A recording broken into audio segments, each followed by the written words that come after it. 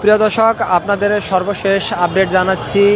ইবতেদায়ী শিক্ষকদের জাতীয়করণের দাবিতে আসা সারা বাংলাদেশ থেকে আসা শিক্ষকদের যেই একটি যৌক্তিক দাবি ছিল যে তাদেরকে জাতীয়করণ করা হোক এবং তাদেরকে বেতন ভাতা দেওয়ার জন্য যে একটি আন্দোলন করেছিলেন, তাদের আন্দোলনের আজকে অষ্টম দিন। এই অষ্টম দিনে তারা 8 দিন পর্যন্ত তারা প্রেস ক্লাবের সামনে অবস্থান নিয়েছেন এবং সর্বশেষ আজকে তারা প্রধান উপদেষ্টার বাসভবনে যাওয়ার জন্য রওনা দিয়েছিলেন। তাদের আন্দোলন নিয়ে তারা শাহবাগ পর্যন্ত এসে পৌঁছালে পুলিশের বাধার সম্মুখীন হন। এরপরে তারা পুলিশের বাধা অতিক্রম করে